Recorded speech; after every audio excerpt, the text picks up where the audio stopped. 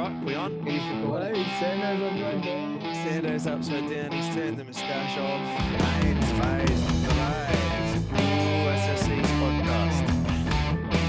Welcome everybody to episode 2 of the Sport Science Collective podcast.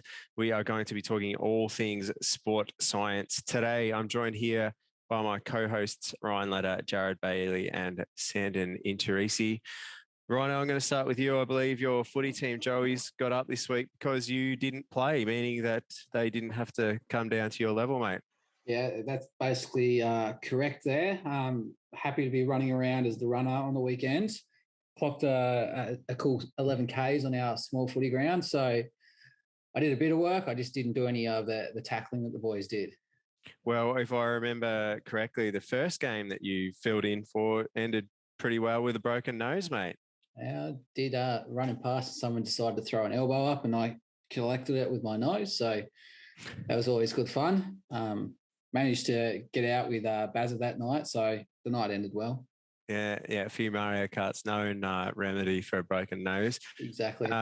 Baz, you're all over the Geelong media this week, mate. You've made the change from Geelong Cricket Club Premier League cricket. You've changed teams. Tell us about that. Yeah, I think it was a pretty natural transition for me. I've played Premier Cricket for 13 years now. And yeah, it just feels like the right time to get back to the local level and sort of give back at that level and keep playing good cricket, just in a different competition. So yeah, give back. Yeah, have a listen to him. He's going to be lining up some 14-year-old kid at the crease with 140 k an hour delivery straight at him. Give back. And he's bringing his fajitas to the local level now. Yeah, that's right. Gonna have little kids running scared. Yep. And Sando, you've either copped leather poisoning or a hand injury, mate. Yeah, I'm not sure. For all those watching, I'm not sure if that's a break under there or if it's a bit of leather poisoning. Look, it doesn't look real bad, mate. I'll be honest. But to be diagnosed. We played well. We got another win, so we're undefeated. And yours truly kicked the opening goal this time. We kicked the winner a few weeks ago and kicked the opener this week. So Jesus, he has got leather poisoning, hasn't he? On his boot. He's doing all right. Hey, speaking of wins, got up for a parkrun win on the weekend. One of the slowest I've ever run, but everyone was away on obviously bigger events. So got in for a sneaky W at Wallaby Park. So you know what it's like getting cheap wins and Warnie. Yeah, that's right, mate. Yeah, I bloody smoked that little 13-year-old kid. His dog that he was running with wrapped around his legs and he fell over, and as he was getting up, I just pushed him back down and stole the win. You guys think I'm making that up? So got a bit to discuss this week. We've got some listener questions or viewer questions, depending on your medium. Remember that you can listen to this on all of your podcast platforms, but you can also watch it on YouTube if you want to do that. We also got an article that we want to talk about that compares resistance training with stretching. And I think that's about it for the topics this week. So we might get rolling into the listener questions. And let's see, we had 2 this week. Do you want to start with the long-term athlete development question? Yeah, absolutely. So our little mate, Jack Doyley, I wouldn't say he's that little, but on your doily. Jackie boy sent us in rules about long-term athlete development. So he's asking about what do you think the trends are in high schools, particularly here in Australia, over the next 5 years with long-term athlete development, and more broadly, what do you think of long-term athlete development? So 2 bits to unpack there, I guess. There's what is long-term athletic development, and also do we think it's going to change? Who wants to tackle the first bit? Rhino, I might throw to you. You're probably the most skilled from all of us in terms of strength and conditioning perspective. What's your take on long-term athletic development? Well, it's important to some extent, definitely. We need to have a long-term approach to developing athletes. We can't expect them to go from nothing to something or a lot of training in a short period of time. But I'm also a bit of the opinion that if we're trying to control everything that our youth athletes are doing from a physical perspective, we're also probably limiting their ability to be put into positions that might stress their body in ways that might allow them to adapt to things they otherwise might not be exposed to. Yeah, so kind of a couple of pros and cons there. So as I understand it, which is really what you said, it's a framework. So it is something that we, I don't want to say impose, use with athletes to help them progress through sports. And there's many different models of long-term athletic development.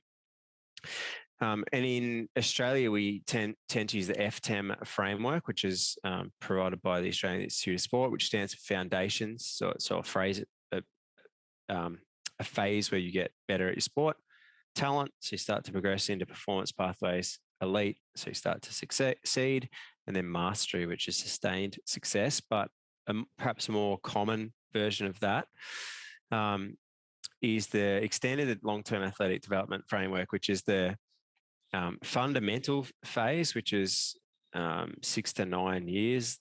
Active start, which is 0 to 6 years. Fundamental phase, which is 6 to 9 years. Learning to train, 9 to 12. Training to train, 12 to 16. Training to compete, which is 16 to 23. Training to win, which is above 19 years of age. And active for life. So just being active with sport. So it's all this kind of framework really loosely based around learning a sport and then learning to train and then getting a little bit better. I have a few curly opinions about that, which I might go on about later. But Baz, I want to throw to you and ask the question, how does this tie in terms of periodizing an athlete? Why is it kind of important that we don't just chuck an athlete in the deep end? I think, well, I mean, first things, we've got the LTAD framework to help guide our decision making around what's best for, I guess, our children or our athletes as they progress through the life cycle or the growth phases. And I think one of the benefits of having the framework is that you keep options open and that you're allowing younger children to experience different aspects of sports and different sports in general to help grow lots of fundamental movements and lots of skills, but also lots of physiological capacities and capabilities. And so we need to continue to promote growth of all different aspects of our human movement and our performance, such as aerobic capacities, anaerobic capacities, strength, endurance, flexibility, and you name it. And I think that's where the long-term athletic development framework comes into in a periodization sense, because we don't want to specialize too soon. And so if we take the framework literally, and we're looking at the fundamental stage, which is the 5 to 11 and learning to train, we're just giving our athletes the opportunity to experience these things. And so using that, I guess, that open, broad mindset, we like to just continue to help them learn different things. And in a strength training sense or even a running training sense, exposing them to lots of different activities in the gym or lots of different activities out on the training park to help grow all of the capacities rather than just one or two key capacities. So yeah, I guess that's my quick take on it in terms of periodizing. I agree with what you said there, in that it is about developing many broad capacities, including physiological, but also psychological and skill acquisition. One thing you didn't mention, which I want to throw to you, Sandon, is about injuries. What's your take on long-term athletic development, and is it a good thing in terms of avoiding potential injury or missed time from training for athletes? Well, I guess if we go back to our discussion last week about assessing injury risk and trying to predict injuries, it's very hard to do so. However, obviously, if you've got an athlete who's training for a certain sport for an extended period of time, then when they perform in that sport, their bodies have developed a capacity for that sport and that type of exercise. Let's take AFL, for example. Athletes are putting a capacity to not only run repetitive high speed efforts and then run for long periods of game time, but their bodies are basically building up that capacity to be able to withstand that amount of load. If they then all of a sudden switch sports and go to something completely different, where it might be, let's say, a racket sport, where now they're using their upper limbs a lot more, tennis or even volleyball, then you might see that they develop repetitive strain injuries around their shoulders, elbows, wrists. So I guess specificity of training can help to minimise the risk of injury. But again, like we spoke in our last podcast, it's very, very difficult to measure that. They're good answers, but I'm glad you brought up the example about transitioning across sports, because this is one thing that one problem I've always had with the long-term athlete development framework, in that talent transfer works really well, and not always. So if you were, an elite sprint cyclist and you switched across to marathon running and you were some sort of idiot, you'd end up with medial tibial stress syndrome like I have. But if you chose a smarter sport, then a lot of those physical qualities switch over. And to give you an example of that, a lot of track and field athletes also compete really well at NFL. And there's been a lot of athletes that have had to make that decision about whether they take track and field scholarship or an NFL scholarship. That's a real decision that gets made in America. And other examples of less dynamic sports, not team sports, cycling and rowing. Okay, huge crossover. Athletics and Nordic skiing. And so sometimes those broad physical qualities can transition across really, really well. But I agree, sometimes the specific qualities don't so much. I want to hear others' thoughts on that. Who's jumping in first? The other point I wanted to raise about this framework and being specific versus, I guess, specific early on and allowing athletes to explore other sports and other physical attributes is the idea around athlete burnout, or burnout of interest as well in that sport. If you have an athlete who's training for tennis from the age of 5,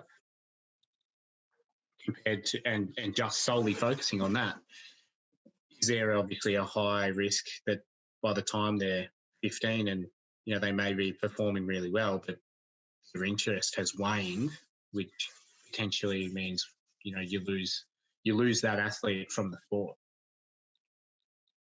That's really interesting, because these long-term athletic development models don't necessarily look at that.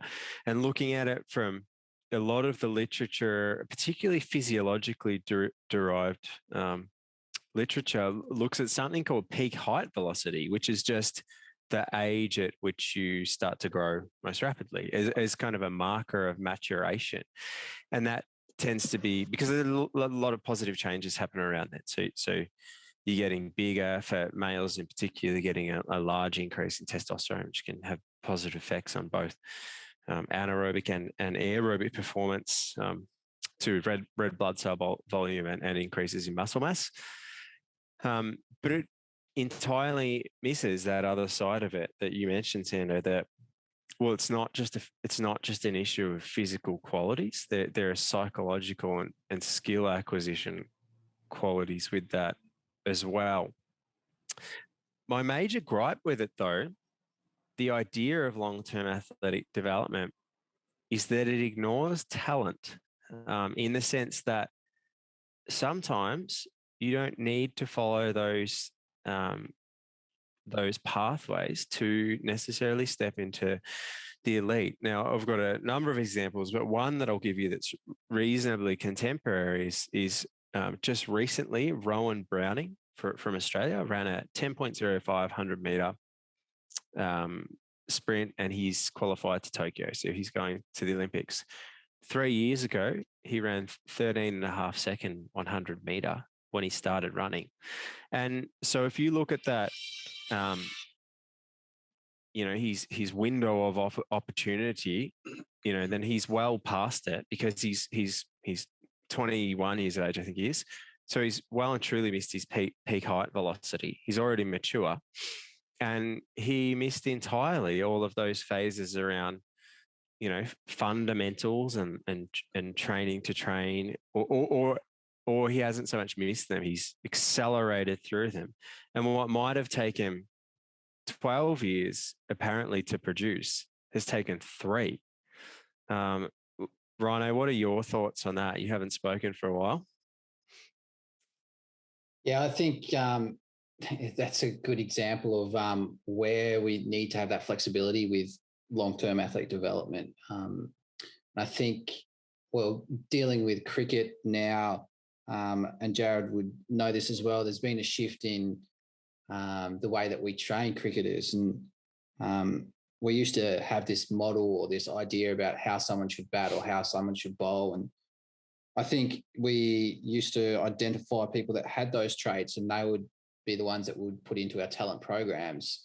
Whereas nowadays we have these players that have these unique quirks about them, and we don't look at trying to train that out of them anymore. So I think we're more open to these, more independent ways that people find movement patterns or ways to do the skills that they need to do.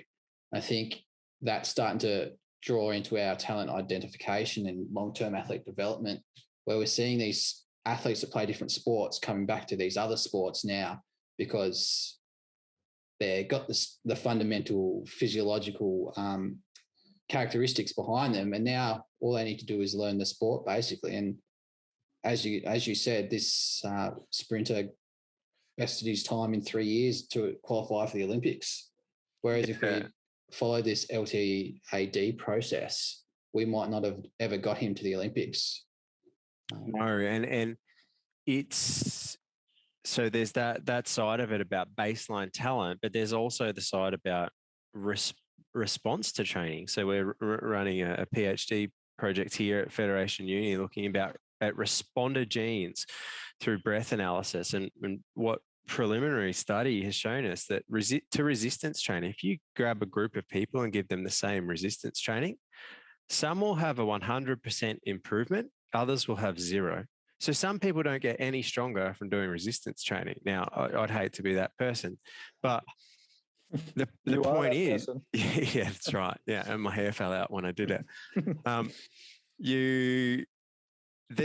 There's how you respond to training is part of the equation, but also your baseline talent.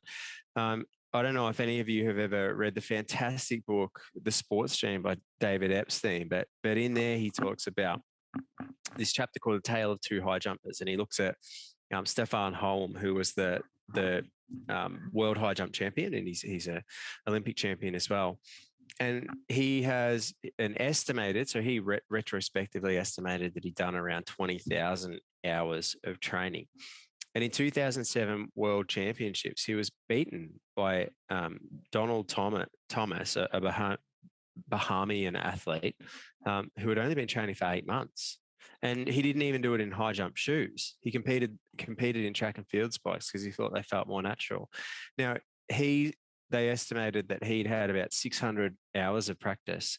And so there's a variance of 19,500 hours of practice based on this. This chapter talks about the 10,000 hour rule of mastery, which is, largely debunked now. But one guy's got 20,000 hours of practice and sustained success, and this other guy's got 8 months of practice, and he beat him. And so if you looked at it from the lens of an athletic framework, well, you'd say, well, that's not possible because, he didn't do his fundamental stage or his train to train stage. The flip side of that coin is that no matter how much I wanted to, if I wanted to do, let's say, tennis, my hand-eye coordination is rubbish, as is my agility. That's why I picked running and cycling as sports that I should pursue. Now, I would probably be stuck in that fundamental skill acquisition stage forever because I wouldn't be good enough to progress out of it. And so it doesn't just mean that when you pass the suggested ages of those stages that you're going to move out of them. You might be stuck in those stages for a long time. Warning, I wonder whether there's flexibility for us to move in and out of those different stages, depending on one, like you said, our responder genes, or even just our natural affinity towards different skills. Like you said, you have poor hand-eye coordination, and this may be genetic, or it's just that you missed out on exploring those skills when you were younger, or whatever the case. But I wonder whether those timeframes could just be shifted depending on when you enter and exit those different fundamental skills. Like, as you guys know, I'm not very good at jumping vertically. I wonder whether that's genetic, or whether I just didn't do enough vertical jumping when I was younger, or whether if I actually trained it, would I get any better at it in the next sort of 6 to 12 months if we put any focused training on it. And I guess a further question to that is that, are we as individuals, just more aligned to different skills, and genetically, are we just more capable of doing other skills better than others, and we can never catch that up? For example, you might transfer those skills into something like using tools or using musical instruments, or instead of talking about agility, maybe Warnie, you're very good at piano. I don't know. Is it possible that this framework needs to be more flexible in terms of the skills that we're applying it to, and also flexible in terms of who we're applying it to? Yeah, there possibly is that cross transfer, and I mean that comes a bit back to that talent transfer idea as well. The last kind of thing I wanted to draw your attention to on that, though, is this RIPA study called Talent Identification and Deliberate Programming in Skeleton, Ice Novice to Winter Olympian in 14 months. This is done by a whole bunch of Australian sports scientists. They took a whole bunch of 26 athletes and tested them on their 30-meter sprint time only. And then they took those athletes that sprinted well and whittled that down to 10 athletes who went through an intensified bout of skeleton training. So skeleton's that Winter Olympic sport where they go down headfirst on their chest on what appears to be a McDonald's tray with skis attached to it. And they received this intensified training, and then quickly into World Cup competition, and then became a one athlete became a Winter Olympian over 14 months. Now, 14 months from nothing to Olympian is huge, but those underlying base things were there. This person had an awesome sprint. And the start in skeleton, there was a study done a long while ago, and they determined that the time and your ability to sprint on the first 30 meters explained half of the variance in performance. So 50% of the variance in winning time was explained by how quick you could accelerate. And that's that. That idea of the movie Cool Runnings with the Jamaican athletes as well, that they were extraordinary explosive, so they could get into the bobsled fast. But then comes the other side to that equation, which you kind of hinted at, the skill part. I mean, there's that line in Cool Runnings where John Candy's talking to the other coach. I can't remember who it is. It's not really important. But John Candy describes the Jamaican athletes as lightning, and this other coach responds by saying, "Yeah, but can lightning run on ice?" And so there are those real skill acquisition parts to it as well. So I want to steer the conversation slightly now. Do any of us think... Before you move on, yeah, I'd just like to come back to Jared's point about him not being able to jump high. what do we got here?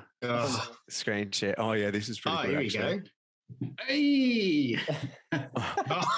So for anyone watching, anyone listening to this at home, this is a video of Jared Bailey trying to jump onto a box jump. I might put that up in the show notes. Yeah, and landing on his face. Inches. You're inches away. I think So what you'd close. find there, though, is a distinct lack of vertical jump ability, but a real affinity for effort and trying really hard.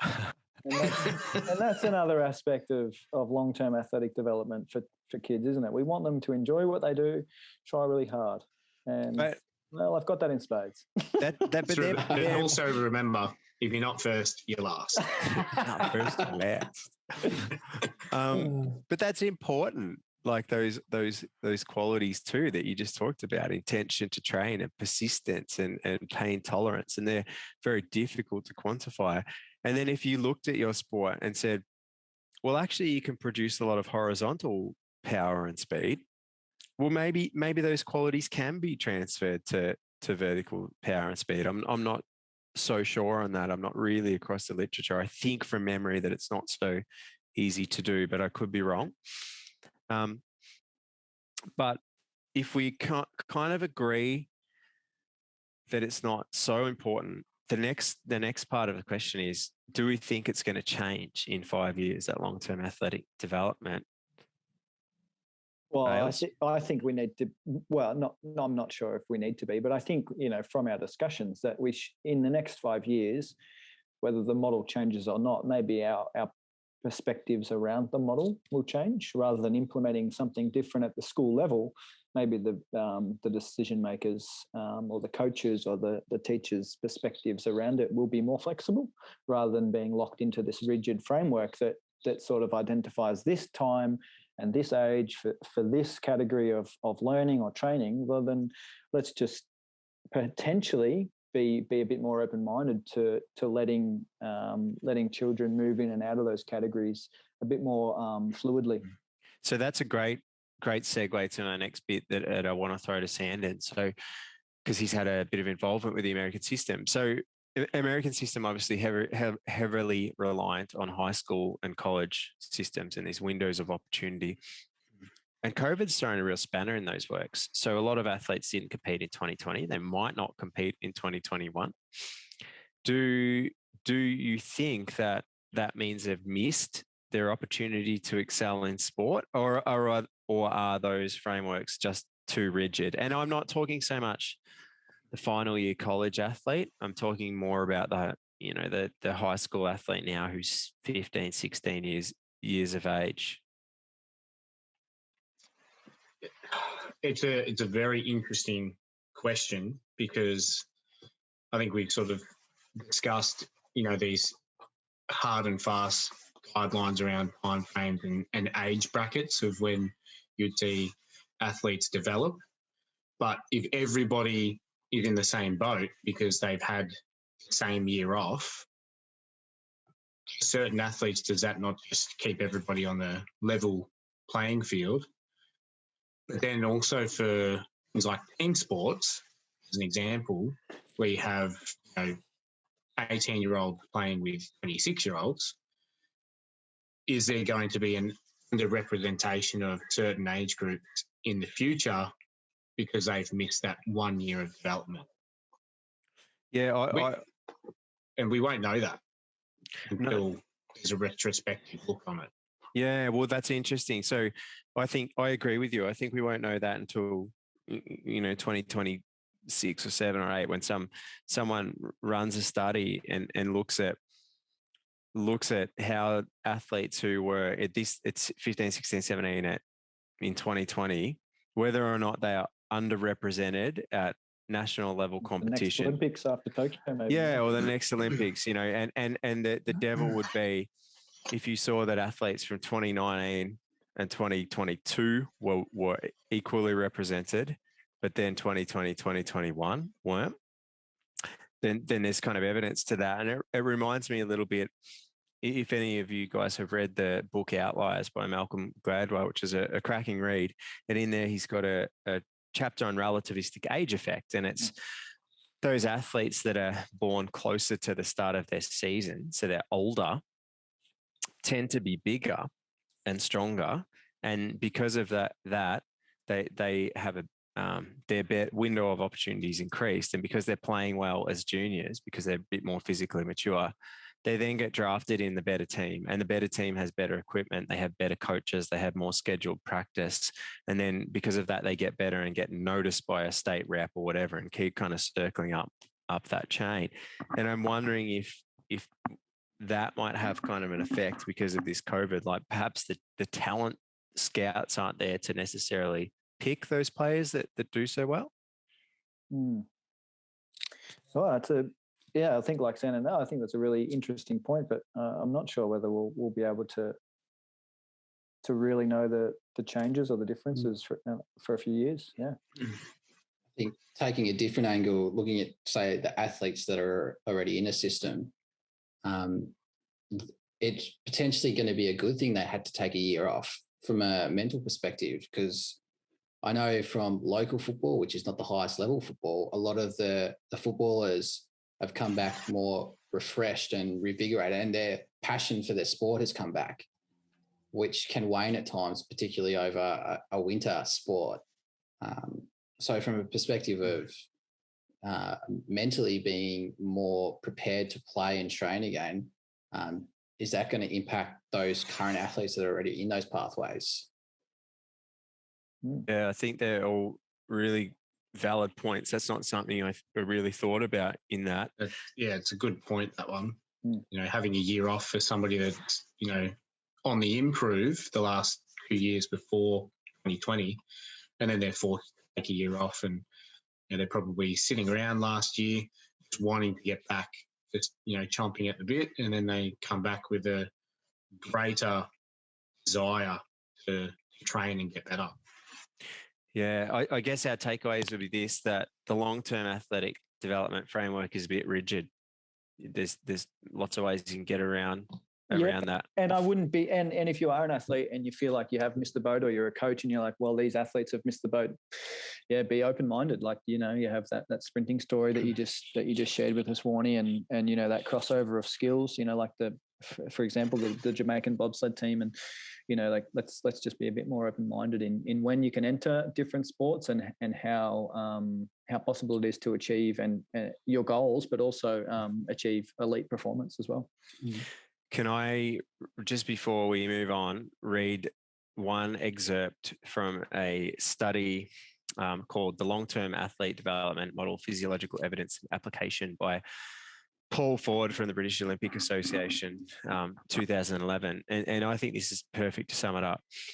It says, the long-term athletic development model, which is primarily a physiological perspective, presents an advancement of understanding of developing athletic potential alongside biological growth. It focuses on training to optimize performance longitudinally and considers sensitive developmental periods known as the windows of opportunity. And this is the important bit here. However, it appears that there are a number of problems with this theoretical model that are not necessarily transparent to coaches. Principally, the model is only one-dimensional. There is a lack of empirical evidence upon which the model is based, and interpretations of the models are restricted because the data on which it is based rely on questionable assumptions and erroneous methodologies. Fundamentally, this is a generic model rather than an individualized plan for athletes. It is crucial that the long-term athletic development model is seen as a work in progress. I think that sums up a lot of what we said. That sums up what we said, but I wish you would have just started with that. Just the last half an hour. It kills all the fun. I think with everything, it's a guide, not a rule, more than anything. Well said. I think that's interesting. Do you want to jump into the next listener question? I can kind of blast through it quickly, and then we'll go on to our article. What do you reckon? Sure thing. We're back. So I got second listener question, Warnie, probably more down your line, they are asking about lactic acid. And is it possible to teach muscles to use it as energy, or can an athlete get addicted to lactic acid?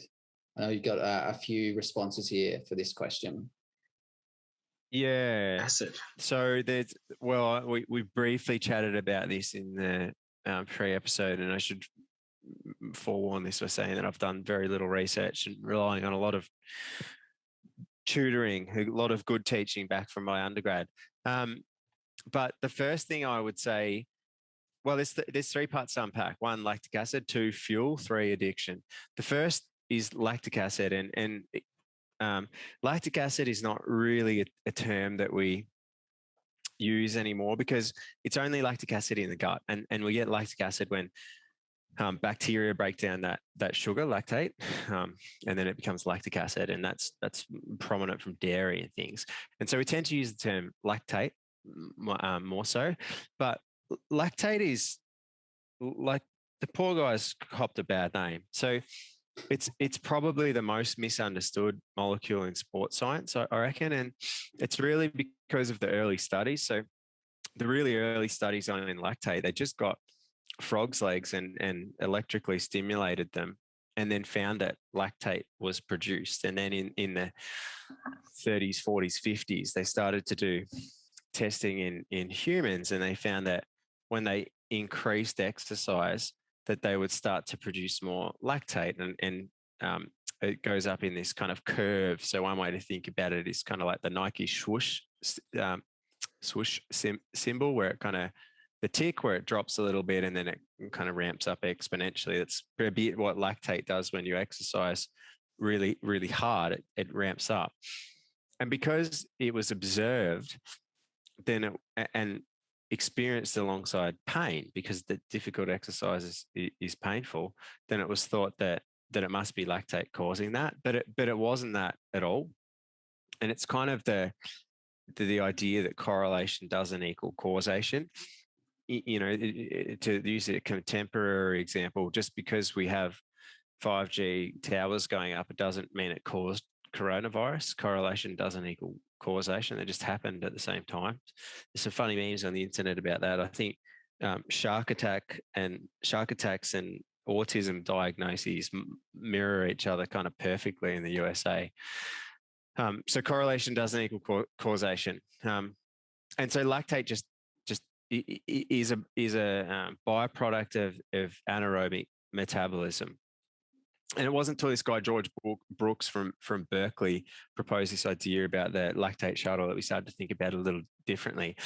But predominantly what we're trying to do is produce ATP. So ATP is the thing that fuels all metabolism, including energy system, and we've including muscle. And we've got kind of 3 energy systems. The ATP PC, which relies on stored inosine triphosphate creatine, that exhausts really quickly. On the other end of the scale, we've got oxidative metabolism, which kind of goes for as long as you want within reason. I think if you exercise straight for 10 days, you might be in trouble. And then in the middle is kind of 15 to 60 second window is what we call our glycolytic system, and it used to be called the lactic acid system. And that's because we are using glucose. So we have glucose in our blood, and we also have glycogen stored in our muscle. And liver. Yeah. But only limited stores, and they only provide about 15 to 30 seconds of that energy, and then we have to kind of reproduce that. But at rest, or when there's oxygen available, we produce 38 ATP molecules per glucose molecule. 2 of those from glycolysis, 2 from the Krebs cycle, and 34 from the electron transport chain. But when we start to exercise harder, because that exercise requires us to move with more force and more speed, then we recruit type 2 fibers, and they're called glycolytic fibers, type 2A, and they are fueled by glycogen. So what happens? We start to exercise more and more intensely, and we can't provide the energy for that for those muscular contractions by aerobic means.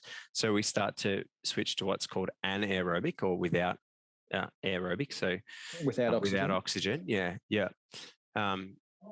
To fuel that activity. And one of the byproducts of that is lactate. And so it's only produced during that anaerobic metabolism. And so during intense exercise, where we're going as hard as we can, so glucose, which is a 6 carbon molecule, carbohydrate, which you can think about, the word kind of tells you all you need to know about that. It's carbon, and hydrate, water. And so it's split into 2 pyruvate molecules, and so 2 3 carbon chains long. And when we split that glucose then into 2 pyruvate, then we create 2 ATP of energy, and that system's called glycolysis.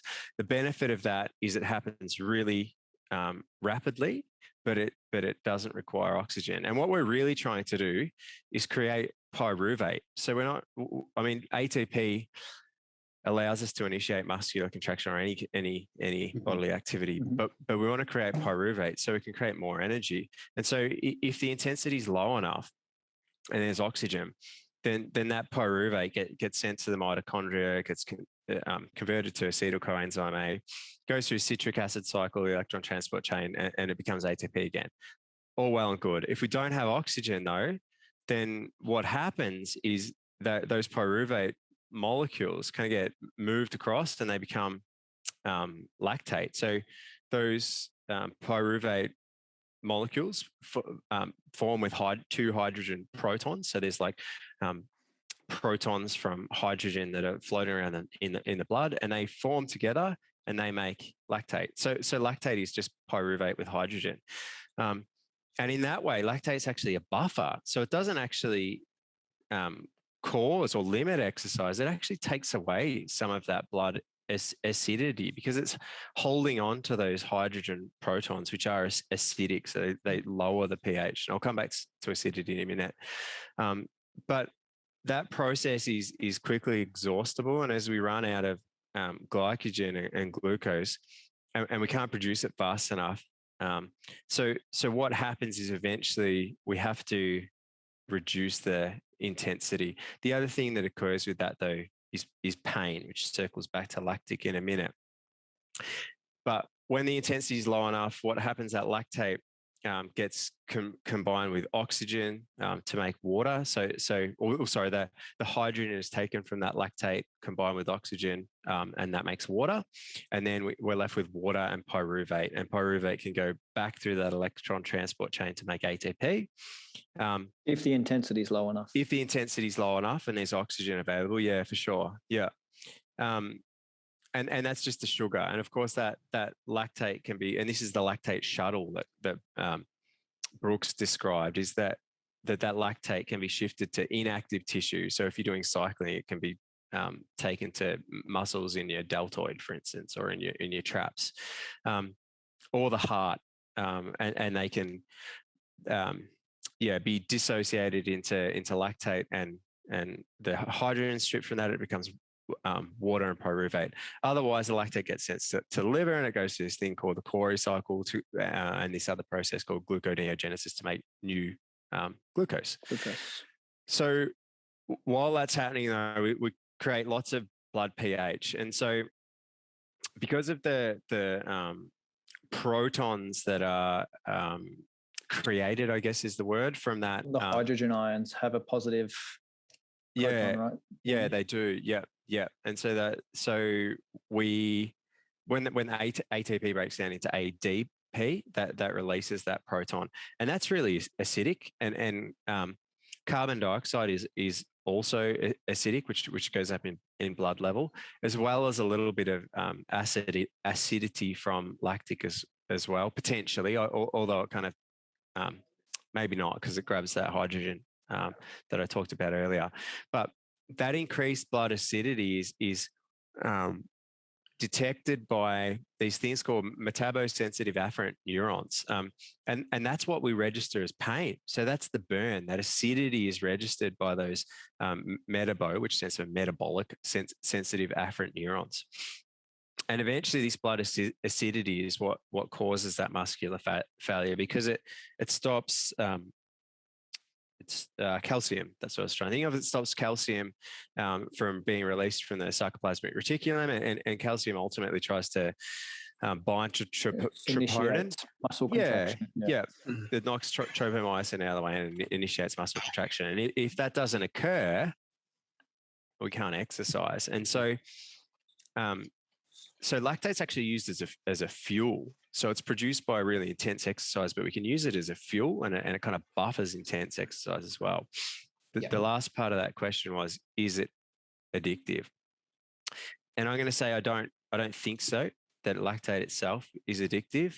However, what you might get addicted to is the idea of working hard. And I know that from my own sport. I like to suffer, and it's not always good, but I think that, if I'm suffering, if I'm feeling the burn, then I'm training hard enough. And we all see that quite frequently, people that train too hard because they think they need to have that burn to be succeeding. Well, they think they need to feel fatigued to be achieving some performance benefit. Yeah, correct. Yeah. And that can become addictive, and that's called exercise addiction, where people become addicted to working hard to meet a goal. And that's as unhealthy as any other addiction. And so, again, lactate's just kind of the signal that occurs alongside that. It's saying, it's the thing we can measure with a little lactate scout or pro or whatever it is, and say, hey, these things are occurring, but you're also experiencing pain, but you're also experiencing the buzz from, exercise, whether it's endorphin or endocannabinoids or whatever. And so people get addicted to that, not kind of lactate per se. So what you're saying is, in the words of the finals, it is a fine line between pleasure and pain. Yeah, that's right. Fine line between pleasure, pain, and the electron transport chain. Hey. Yes. So I think, Warnie, a quick summary of that would be that lactic acid is not actually what is produced during exercise. That's in yogurt. Yeah. Yep. It's lactate. I know that we were taught in PE, or at least I was, that lactate or lactic acid was what caused fatigue, but think of lactate more as a flag that fatigue might be occurring because it's a byproduct of what we call anaerobic metabolism. Or a fuel, because it can go through that, create ATP, or go through that, electron transport chain to create more ATP. Yeah, but what Let's saying is it will appear at greater rates when we're under sort of intense exercise. So for sure. You'll notice it when you're in training intensely. And we use a thing called lactic threshold or lactate threshold. Excuse the dog. as a measure of where we transfer from that aerobic to anaerobic exercise. Oh, well, I might just jump in there. So before he was interrupted by Doggo, was saying about lactate threshold, and there's 1,000,001 different terms for that. You'll hear lactate threshold, onset of blood lactate accumulation, Dmax, whatever. They're all referring to roughly the same thing, conceptually at least. And if we operate above that measurable point where lactate's produced faster than we can metabolize it, then you're going to run into trouble pretty soon. You can probably operate there for 60 or 90 seconds. Yeah. And then that final point to the addiction to lactate, it might be more based around addicted to exercise. Yeah. Addicted to high intensity exercise, for example. Yeah. Yeah, I would agree. Yeah. The endorphin release and the activation of certain systems within your brain definitely would lead to, I guess, an addiction to the exercise effect. Yeah, well, kind of more recent thinking, and this provides greater evidence for it. Some people produce endorphins, but other people experience a running high because they produce natural endocannabinoids. And that's the thing we find, as the name would suggest, cannabis. It's the thing that gives us that kind of relaxed, warm feeling from when people use marijuana. It's also the thing that's present in opium drugs, morphine, for example. And so some people are literally getting high off exercise if they produce those endocannabinoids. So exercise itself can very much be addictive, but as I understand it, lactate as a sugar, not so much. Yeah. And would you say, I mean, my own experiences subjectively, you can potentially, and I am only speaking about myself, I haven't read any science or anything, get addicted to training hard to try and achieve your goals, like, oh, I've achieved that goal. Great. That's excellent. Now I want to achieve the next goal. And you sort of get addicted to achieving and ticking off, things that you've done along the way. And you're like, yep, all right, I've achieved that. I want to keep working hard. And if that means putting yourself in the hurt locker, you just get addicted to improving, I don't know. Yeah. My take on it. 100% true for me. That's like for me, the sport of cycling or running or whatever it is irrelevant. It's about the process and the suffering. I like to test myself physically and mentally and see how far I can go. I can attest to that, Warnie. I've seen you in the shed, middle of winter, absolutely balls deep on your ergo, and you are just flat out for 10 seconds and then dead for the next 10 minutes. My finest efforts were my 60-second sprints that resulted in simultaneous nosebleed and vomiting over the handlebars. They were an absolute treat. I won't miss those efforts now that I've stopped cycling. I'll give you that much. And your blood pressure thanks you for it too, mate. Yeah, no longer resting blood pressure of 160. That's right. Yeah. Hey, speaking of being under the pressure, that was a terrible segue. We'll take it. Yeah, let's move into our article and kind of blast through that so I don't bore listeners too much. Let's see, you're gonna pop up the screen capture there, mate, or are we going to be left to rubbish audio again? Mate, I'm all over this shit. The man in the chair. Here we go, boys. For the listeners out there, we've got a systematic review on the screen, and it's titled Strength Training versus Stretching for Improving Range of Motion, a Systematic Review and Meta-Analysis by Jose Afonso and colleagues. And Afonso, and it was published in, if Let's See Scrolls, I think 2018. 2021. She's a brand spanker. Spanking new. There you go. Fresh. So, Baz, just highlight this. It's open access, so anyone can get this article if you want to read it. Briefly, Baz, what on earth is a meta-analysis and systematic review? Basically, this is one of our highest levels of evidence, of scientific evidence. A meta-analysis is a specific piece of science or study that's done that combines a number of randomized control trials and basically uses all of the participants from many different studies to generate one outcome. And all of those studies that they're using have to be obviously on a similar topic.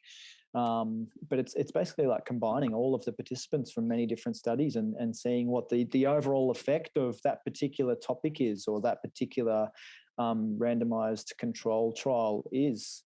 And what was the topic of this? What was the takeaway of this article? So the topic of this meta-analysis, or this group of randomized control trials that's now been analyzed as one whole piece of science, was looking at the difference in strength training versus stretching, static stretching, for improving your flexibility or your range of motion, as it's termed in this particular study. And takeaways from that? Takeaways from it, and I'll summarize very quickly, there is no difference in stretching or strength training and the effect on range of motion. So if you were to conduct strength training or you were to conduct stretching, the changes in range of motion would be the same. So neither strength training or stretching is more beneficial for you for increasing range of motion. So two things to point out here. First thing, the studies were highly heterogeneous. Heterogeneous. How do I say that word? Heterogeneous. I don't know. Meaning not homogeneous. So they were all very different. Very spread apart. And there was 11 of them. Yeah. Okay. And second thing, this goes against everything I kind of think about. So, and this is where I want to dive into it. When I look at powerlifter. At no point do I go, geez, I reckon they've got good range of motion. They usually can't bend down and touch their knees. They couldn't bring their, foot up to their hamstring. Like they appear to have appalling range of motion to me.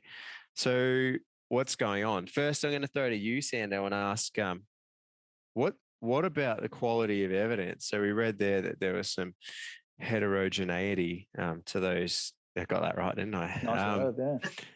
To those studies. So they weren't We check the dictionary after that one. Check that. Yeah, that's right. Yeah. Geez, you'd score a lot of points on Scrabble? Scrabble, word up. Statistical term that too, Warnie. Statistics not always been your number one topic. Yeah, that's right. If you can't do a T test, it's not worthy of analysis. Fair enough. The reverse Bonferroni to guarantee statistical significance. So, Sando, we've got these studies. What can you tell me? Because you've obviously done a doctor of physiotherapy about the quality of evidence in most of these studies on range of motion and flexibility. Yeah, it's you go from the takeaway message that Bales mentioned in the strength training and stretching are very similar in terms of the effect on range of motion. Obviously, when you're critically analysing any research, you really want to know the level of evidence, especially in a systematic review, of the articles that they've used. Now, the space of stretching and the effects that stretching has on the body, a lot of the evidence is of a low grade. So what I mean by that is that their studies are more case-controlled case studies instead of the more randomised controlled trials, which are obviously of a higher level research conducted. So that already puts a bias on the results and is a limitation of those research studies. Just to clarify, they aren't in the study that we're talking about, but just broadly speaking in the flexibility and stretching literature, not in the studies that we're talking about in this meta-analysis. Correct. Now as well, looking at this, I guess, meta-analysis and systematic review, as you said, the studies were very heterogeneous, which means that it's very difficult to compare subgroups within those studies. So obviously the goal of a systematic review is to pull all of those studies together and make a statement as to answering your question, which in this case is the effect of strength training and stretching on range of motion. So this systematic review is obviously limited in that sense because it's very hard to compare each of those studies to each other. So the conclusion needs to be taken with a grain of salt. And I guess their concluding statement mentioning that obviously additional research is required in this space is sort of just saving that answer of that is a comparable effect of strength training and stretching on range of motion. So one other limitation I want to come across now I'm not familiar. I've read the meta-analyses, but I'm not familiar with the individual studies that it's looking at. But I'll say on other range of motion research that I've looked at, the standard for assessing range of motion is often done by goniometry. What can you tell me about that as a practice, especially in terms of reliability? Well, it's interesting, again, because goniometry is said to have I guess, somewhat high intra-rater reliability. So if I was to assess someone's shoulder abduction range, the next time I assess their shoulder abduction range, if there has been a significant change in that, I can pick that up. However, if I assess it first and then Jared Bailey assesses it the second time, the reliability of the result compare one-to-one is reduced. And so the inter-rater reliability of goniometry is moderate. And for my experience, that's to do with just slight differences in how you hold the goniometer, but more Placement.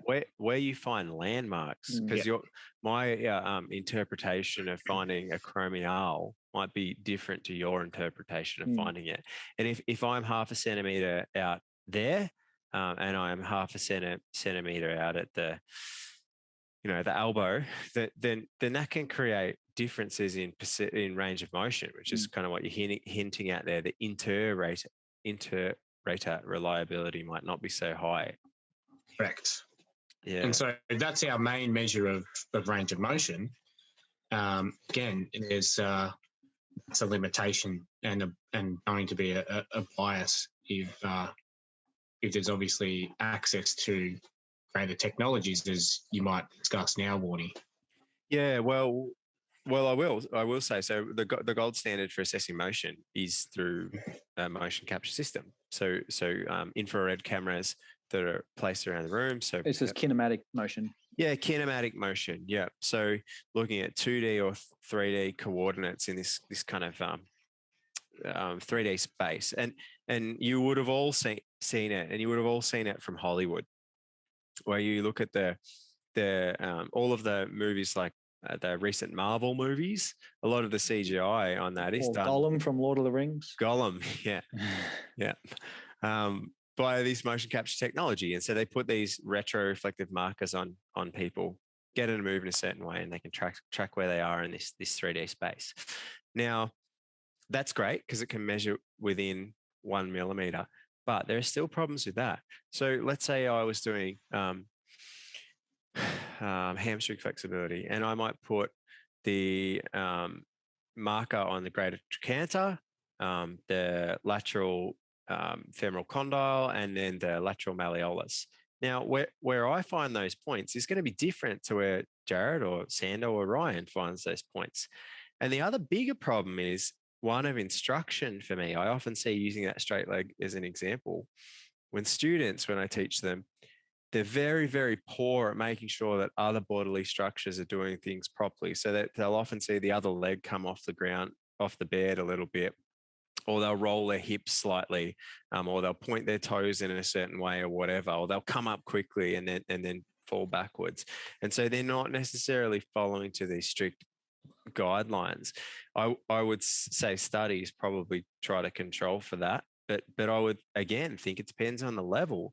If I was conducting an honours study with an honours student and I hadn't really shown them and I let them collect their data by themselves and then we publish that data, then it might not be right. And so we're assuming that it is, but it's not always the case.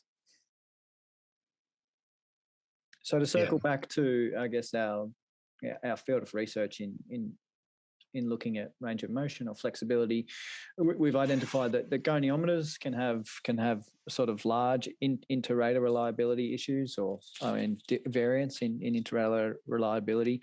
Well, what else is wrong with the research, Sando? Is there sort of methodological issues on sort of intensity of stretching or how you stretch or anything like that sort of limits the application or limits the interpretation of the findings?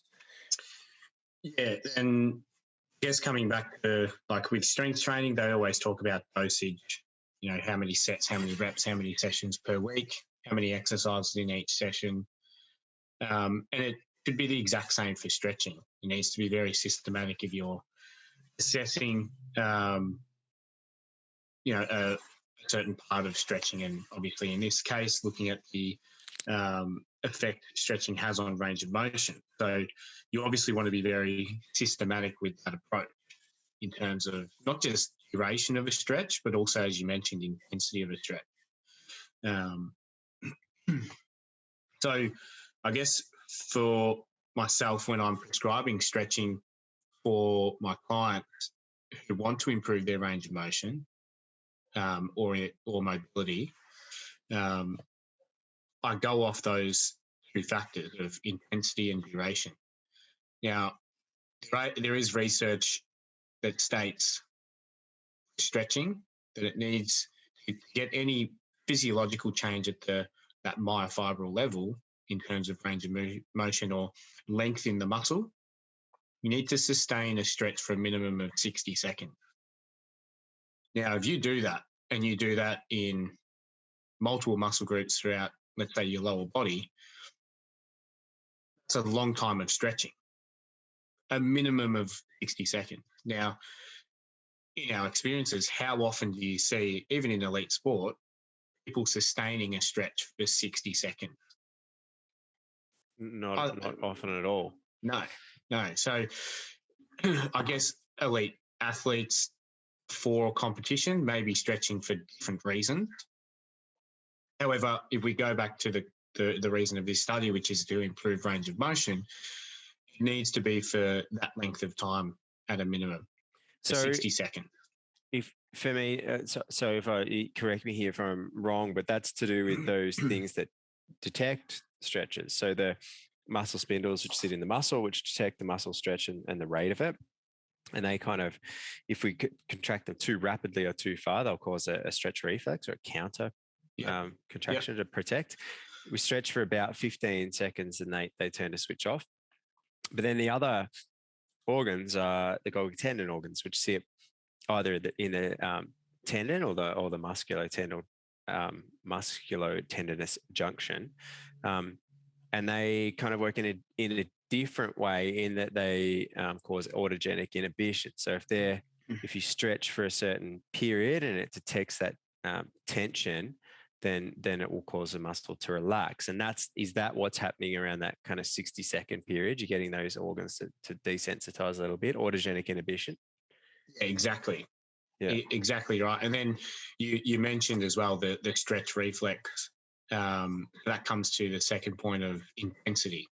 So if you're, again, aiming for increases in range of motion at a joint or extra increases in length in a muscle, you want the intensity to be of a low to moderate intensity.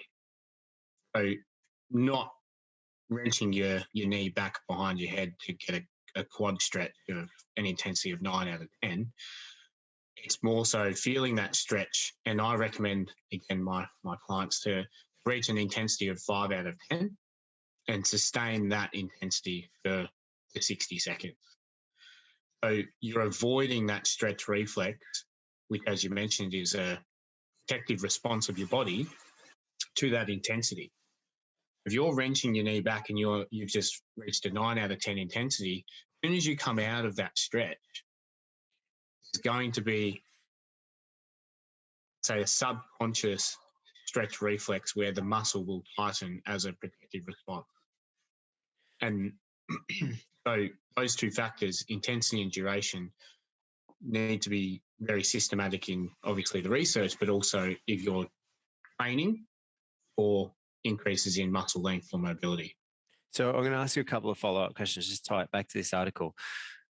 Why would I stretch? What are the benefits of stretching? And second part to that, why would I not stretch? So what are the downsides to performing stretching? And when we say stretching, I'm thinking more about static stretching, or it could be dynamic stretching, which is a whole different can of worms there. But why would you stretch, and why might you not stretch?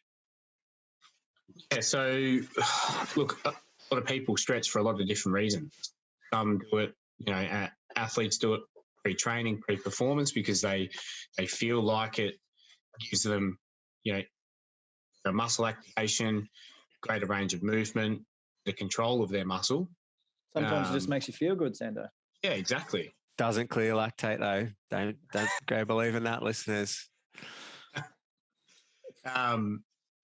So whether that be an actual physiological response or more of a placebo, if an athlete feels that way, I would encourage them to continue it. If they say to me, I feel better for stretching, I'm not going to say, well, don't stretch. Yeah. and so it might be two takeaways are, because there's lots of evidence, lots of people say that it might, increase elasticity, which I don't necessarily believe, because stiffness is part of that, and that it might enhance recovery, which again, there's not really good evidence for. what it does do, stretching, one, it's relaxation, and two, it does increase range of motion.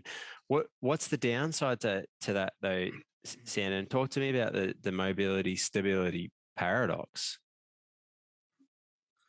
Well, we're thinking about length tension in a muscle.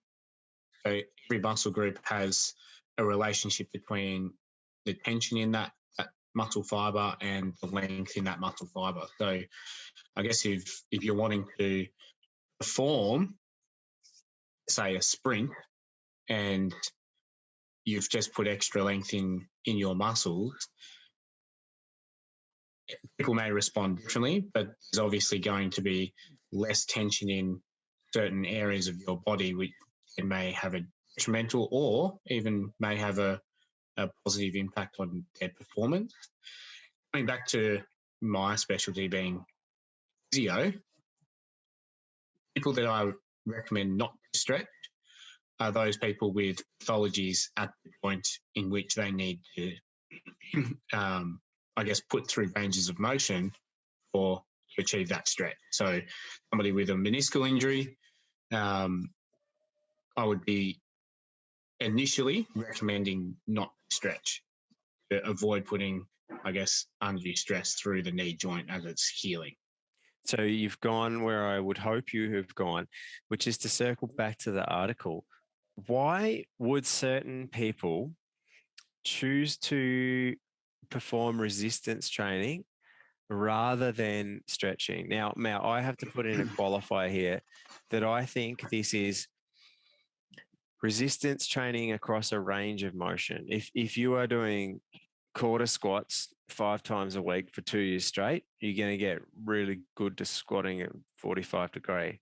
But you might not necessarily get an increased range of motion. And so why would someone choose long range of motion exercises? So for instance, a lunge, as opposed to a stretching. So, and I talk about this with all of my clients as well, because people have the belief that strength training, and as you mentioned earlier, Warnie, with your power lifters, it restricts range of motion. There's actually, so it really comes down to the type of strength training that you do. Especially if you've got lots of muscle mass, Sando. Correct. So if you like Warnie and you just bulk muscle mass, then you may see a restriction in range because of that. However, strength training actually has an effect where you can actually improve the length in your muscle through strength training. So whether it be low intensity strength training as a way of achieving an analgesic effect in terms of pain relief, so more muscle activation, motor control, or increasing the intensity to achieve a higher intensity during a strength training workout, you're going to see post-session through recovery an improvement in the length of that muscle. And if we go one step further, it comes down to the capacity of that muscle. So if the capacity of that muscle, which is made up of intensity and duration, if you've improved the capacity of that muscle to undertake load or undertake tasks, then it is going to be less likely to reach its level of fatigue, its previous level of fatigue, which means it has a greater capacity to do a certain task, which means you avoid it getting heights, let's say, after doing a certain task. I'm not sure if I've explained that perfectly. No, I think that's a good explanation there. And my other take to it there would be that so it needs to replicate what your intended outcome is, though. So if you wanted to improve range of motion in the hamstrings, then prescribing a RDL, Romania deadlift, or a barbell good morning is probably okay for that, because it's extending that muscle over its range of motion, which is sometimes called loaded mobility. But a nice segue, Warnie. I was going to ask a similar question. And Sando probably deals with a lot of these type of injuries with footballers in hamstring injuries. I know a lot of the evidence is saying eccentric Nordics can help, if you like, clear up potential adhesions from scar tissue forming from these tears in the hamstring because it forces it to go through its length while under tension. And I think, that's another reason why that these resistance training based exercises might help with range of motion, in particularly those eccentric or lengthening based exercises. Yep, I'd agree with that. Yeah, and to me, it also presents this opportunity to develop strength across range, which you're kind of hinting at there too. Let's like, if you were to, I don't know, I'm trying to think of a sport that would have a good example. Let's look at like javelin throwing. Okay, the point of release, javelin throwing. Your feet are in front of you, your torso is leant well and truly back, and your arms extended out, delayed behind you as far as it can. And bowling is kind of a little similar to that too, Baz. If you can't perform in those ranges of motion, then you won't be able to express force properly. And if you can only express force in a small range of motion, so rather than, whatever it might be, 130 degrees, you can only produce force in 100 of those impulse, degrees. Isn't it? And that's, well, that's right. That distance is a huge part of impulse, isn't it? Or time of force application. Yeah, that's right. Yeah, and so the time domain of that's reduced, and so there's this kind of idea about you want to be able to A, execute the range of motion, but B, perform that range of motion optimally, like express force upon that range of motion as well, which I think is the clear win for resistance training. But coming from a practical perspective, and to come back on this, like every person I've seen get in the gym, they get to a point where they, particularly if they've been training for a couple of years, they might improve mobility, and then their mobility gets worse because they tend to, you do the exercises you like. People do bench press and chin ups because they want to get those, that beach torso that Baz chases every summer. But you end up looking cricket, that's right. Yeah. You end up looking like the gym ape, where the latissimus dorsi and the pectorals, which both attach to that bicipital groove on the humerus, are shortened, and so you kind of stooped forward in your posture, and so that's creating a problematic thing. So, Sando, what would your advice be to people? Like, should you avoid stretching and only do strength training, or is it a little bit, as our mums all said, a little bit of everything, not too much of anything? Yeah, I definitely advocate for strength training. I think the evidence around strength training, not just for rehab purposes, but for the evidence around long-term strength training as well, both from a musculoskeletal point of view, but also, the effects it has on people's sleep, stress, and other biological processes within the body. And healthy aging as well, Sando, with bone mass and increases in bone mass anyway. And definitely advocate for strength training. However, again, what I'd be recommending for people is to change up their programs. So strength, as we know, takes minimum of 12 weeks to build. So I'd be recommending that a program needs to last for at least that 12-week period. I would be pushing it to 16 weeks, and then I would be tweaking your program, because then you're not just, as you mentioned, just focusing on those muscle groups for 3 years. You're giving your body that variety, and you're shifting focus to other muscle groups to maintain your mobility. Yeah, and so our practical takeaways there would be you can increase range. Full flexibility is a good thing generally, unless you get a little too flexible and then you're unstable. But on the most part, flexibility is a good thing. You can increase it through range of motion, but you go through through strengthening. You can increase range of motion through strengthening exercises, but you have to plan to, you have to intend to, and incorporate the right exercises. Is that anyone else got a kind of takeaway that I missed there? I think you pretty much nailed it, Warnie. And I think it comes back to that initial point you made. It's mobility and stability. It's a balance between both. If you're not mobile, that doesn't matter how stable you are, as Baz would know, pretty rigid guy, and can impact his performance sometimes. But if you're too mobile and you don't have that strength to be able to hold those positions, or throw more rapidly through a certain range of motion, then all the mobility in the world is not going to matter. So it's that fine balance between both stable and mobile. So yeah, what I'm hearing there is that I'm very stable. Yeah, very stable. Yeah.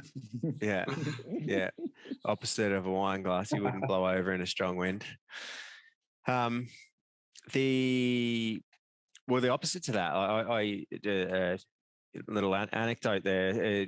A student I used to teach sent me an email, and she had a connective tissue disorder many years ago, and sent me an email. I can't come to class. I dislocated my hip when I was getting out of the car. And she moved her leg to get out of the car door, and head of the femur came out of the acetabulum and off to hospital, and all sorts of things. And that was that other extreme of, having too much. Her mobility was awesome, stability not so much. And so that is that kind of trade-off there, I guess. Any parting words, gents? No.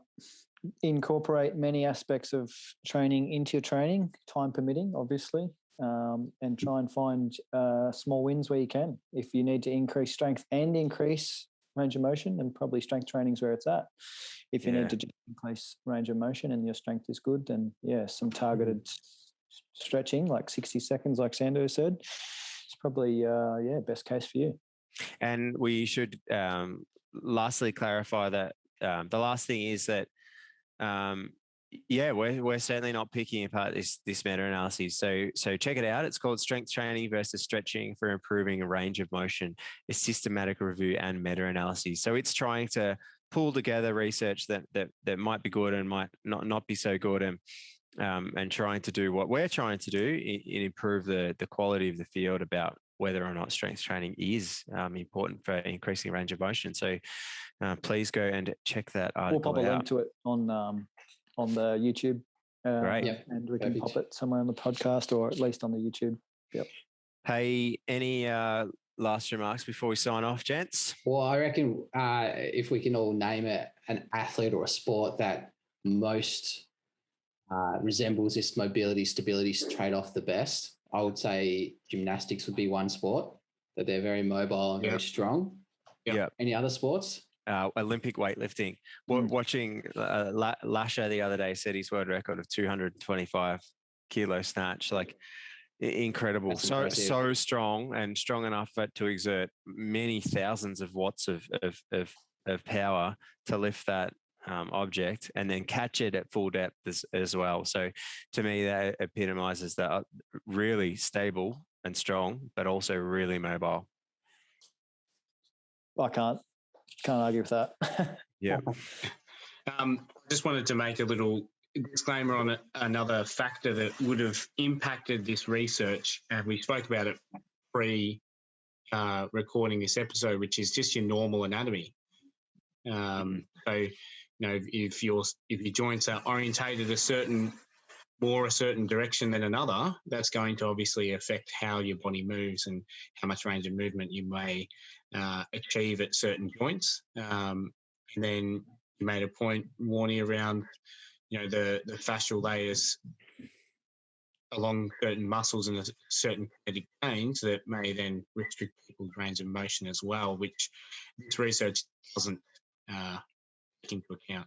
Well, the great little thing that you've mentioned there, just before we go, I was reading briefly on this and saw the following thing, and it points at the individuality of this too. It says, this is on determinants of range of motion, this article. Muscles, tendons, and fascia contribute 35 to 60%. Bones and joint capsule, 25 to 50%. connective tissue 5 to 15%, and skin 0 to 3%. And it also mentioned other factors like soft tissue approximation. Like if you're trying to do a sit and reach and you have a big belly in the way, it's not going to work so well. And then, of course, other things like gender, build, hereditary, age, exercise habits as well. So it is extraordinarily complex, and it's probably something we could dedicate another episode entirely to, but that's certainly an important point you just brought up there, Sando. Yeah. Yeah. Hey, thank you so much for sticking out with us. Reminder, this is a fortnightly podcast. You can find us on all of the platforms you would normally find a podcast, but YouTube as well. We're putting short snippets of the content up on Facebook and Instagram. If you have any questions, you can send them through to our messenger on Sports Science Collective, or our direct messages on Instagram, or our website. You can email us. Website is www.sportscicollective.com. Is that right, Let's? That is correct. Yep. Follow us there. We'll be posting all of the content for this and a lot more. Thank you for checking us out. If you've liked what we've done, we would very much love for you to tell your friends, family, whoever about this podcast and spread the word about hopefully what is giving you some value. Thanks for listening. Bye for now. Guys. Peace out. Thanks, guys.